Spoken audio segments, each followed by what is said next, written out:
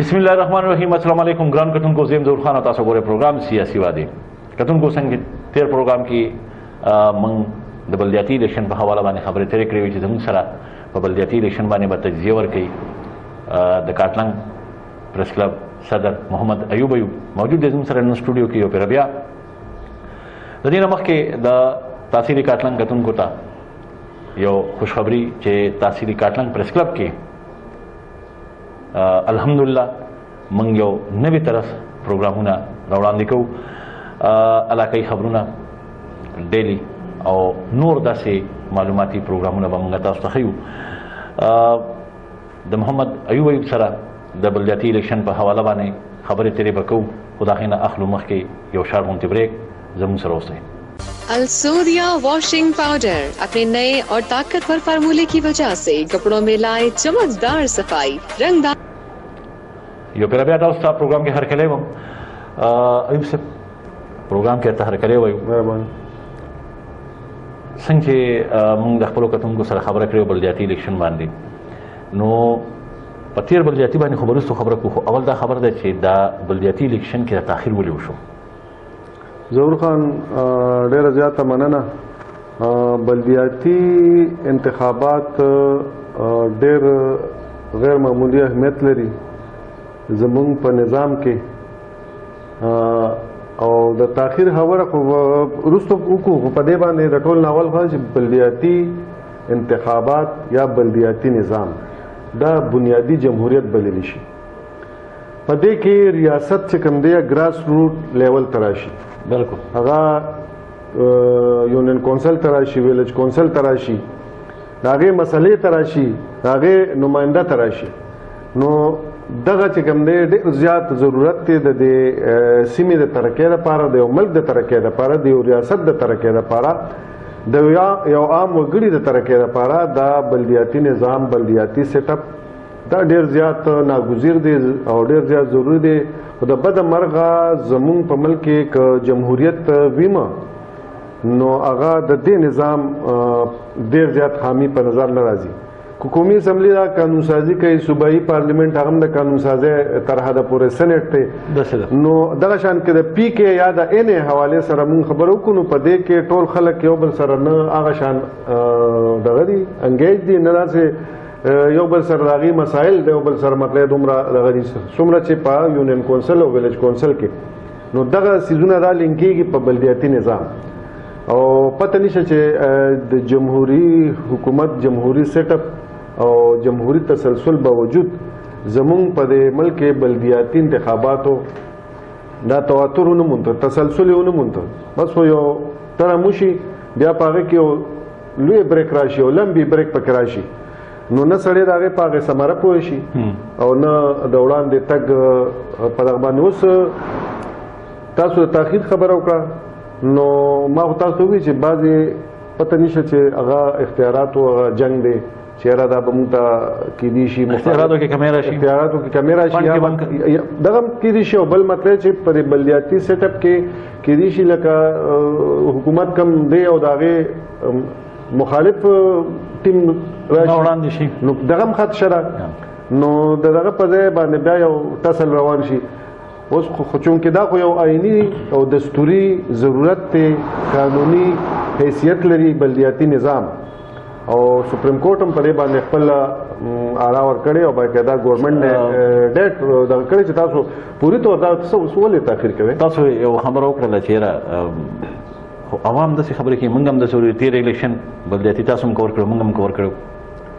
زیاتره پکې بیا د پارټۍ کارکنان هم خفه کېږي په دې کې چې یاره دله ټکټ ورکړو یا دی، چونکې بلدیاتي الیکشن خو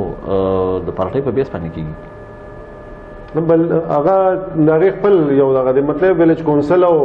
یونین کونسل پورې دا په دغه کې د ویلج کونسل سطح پورې چې کوم دی هغه غیر جماعتي و. یونین کونسل او بیا تحصیل او بیا ضلعې دغه حوالې سره چې کوم دی پارټي وه، دی نه ښکته چې کوم دی غیر جماعتي بنیادونو باندې کړو. دا هم یو تفریق دی پکار دی چې یا خو ټوټلي غیر جماعتي شي یا ټوټلي جماعتي شي. خو غیر جماعتي خو کېدی نه شهر سړی د جماعت سره خپل علاقه لري خپل وابستګي لري هغه سره خپل وفاداری لري خبره زما دا و چې په دې کې د تاخير وجه خدا نه ده چې په هر ځای کې موږ داسې ولیدل چې پاکستان تحریک انصاف په ورکرو کې یو پوټ دی نو دې یاري چې نه بلدیاتي ځکه نه کو چې یاره زمونږ بلدیاتي کې حالات خراب دي نو دغه ما وتا ته وی چې لکه څنګه جمهوریت سیټ اپ دلته نو اپوزیشن خو غواړي مطالبه هم کوي وخت په وخت اسمبلی په فلور باندې غوښتنه کیږي چې بلدیاتي الیکشن وکړي او هغه هم دغه خبره هم کیږي چې بل تاسو ما سونی چې د اختیاراتو کم لغه دی هغه تقسیمول نه غواړي هغه کې مطلب حصدار ځان سره نه شاملي نو په دغه وجه باندې بلدیاتي سیټ اپ چې کوم دی دا تاخير شکار ایوب صاحب تحصیل کاټلنګ باندې ماشاءالله تاسو موست سینئر جرنالست یې ډېر هلې ځلې کړې دي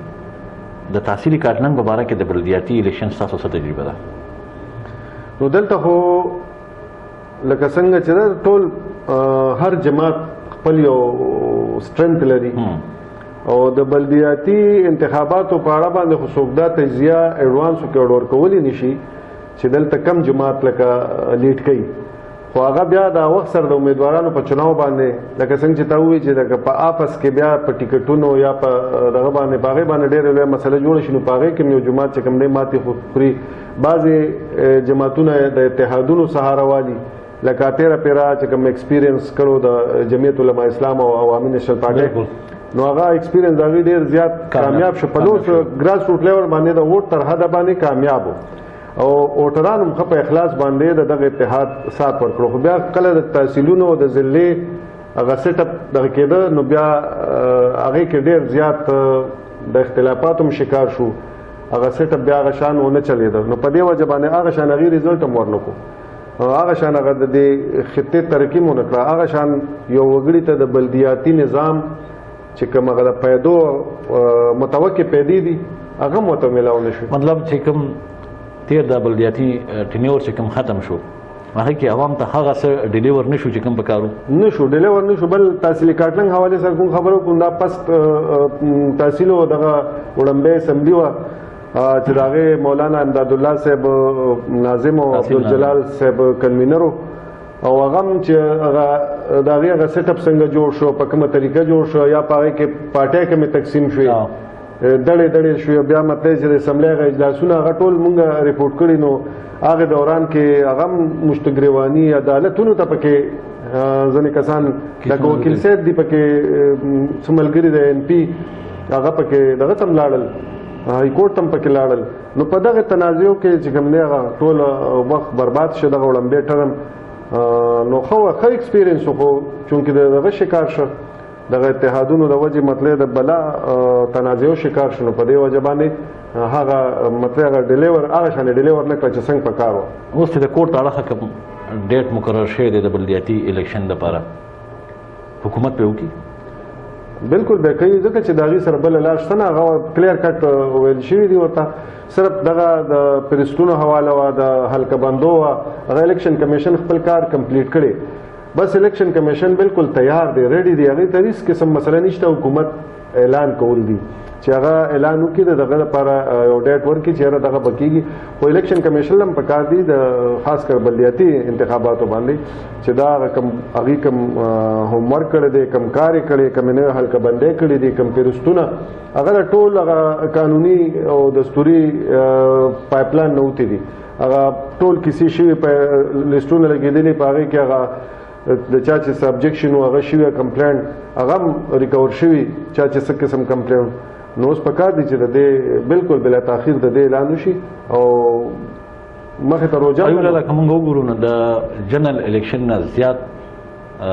زما په نظر کې د ټول نه سخت الیکشن دا وی بلدیاتی ولې چې دا کوڅه په کوڅه محله په محله کینډیډیټ ولاړ وي دا د ټولو نه مشکل کار دی تیر الیکشن کې تاسو داسې کمې خامۍ لیدلې دي کمې کمۍ وي چې هغه ستاسو په نظر کې دې ځلې الیکشن کمیشن او انتظامیه هغه لري کمې خامۍ دا خو په هر دغه کې خو اصلاحات هم روان دي او د هغې نه زده کوي د هغې کمو بیشو نه زده کوي ډېر داسې څیزونه وو چې لکه څنګه تا ته ما ووایي چې د لو سطح باندې د ویلیج کونسل او نیبر هیډ کونسل په سطح باندې غیر جماعتي او حالانکه هغه هم غیر جماعتي نه نو دغه پکې په دې کې یو فیکټر دی. بیا دا دونه ډېر زیات ممبران د هغې چې لکه 11-12 ممبرانو دغه ضرورت نشته. په دې کې ولې لږو 5-6 ممبرانو کې د ټولو نمایندګي کیدی شي. بل د بلدیاتي سیټ اپ چې کوم دی لکه څنګه تا ته ما په شروع کې وویل چې دا ریاست ګراس روټ لیول ته راشي. دلته کې د ویلیج کونسل یا د ډسټرکټ کونسل یو ممبر یو کونسلر هغه ما سره اویلیبل دی. هغه ما د تانې کار هغه کولی شي، د نادرې کار هغه کولی شي، د محکمې مال کار هغه کولی شي، د ټیمې سره ریلیټډ څومره کیسې دي هغه کولی شي. زما د کور کوڅې مسله د هغه په نوټس کې ده، د هغه ته په نظر ده او بیا د هغې د حل کولو دپاره هغه سره چې کوم بجټ دی. بل د بجټ ډېر لوی کمال دی چې په ګراس روټ لیول کې مطلب ویلیج کونسل کې به بجټ تیارېده اب خپله چې کوم سرکلو محدود غونته د هغې په مطابق د خپل بجټ په رڼا کې به چې کوم مسایلو کوم ضروري وو هغه به مخکې کول او دغه بجټ په رڼا کې به د هغې مسلو حل رایسته. نو بلدیاتي نظام ته بنیادي جمهوریت هم ویلی شي او بلکې بنیادي حقوق هم په دې کې ډېر زیات په اسانه سړي ته میلاویږي. خاص کر هغه کسان ته چې څوک ایم پی ای ته اپروچ نشي کولی، منیت ته نشي کولی، کوته هم کې نو هغه ستا د ګراس روټ لیول هغه مسله هغه دونه پوري طور نه حل کېږي. جی مننه ایوب صاحب، ډېره مننه پروګرام کې د وخت راکولو. جی ګرانو کتونکو، تاسو د محمد ایوب ایوب تجزیاتي پروګرام واورېد هم کتلو. زموږ مقصد د علاقې مسایل دا راوړاندې کول دي، اعلی چارواکو ته ښوول دي. زموږ راتلونکی پروګرام د بایز ایریګیشن او کوم د نهر صفایانې چې شوي دي په هغې کې چې کوم غلطیانې شوي دي، دوکې شوي دي، په هغې باندې به وي. په هغې باندې د محمد ایوب ایوب څه تجزیه ده. زموږ سره اوسئ. د راتلونکي پروګرام پورې اجازت غواړم. د الله په امان.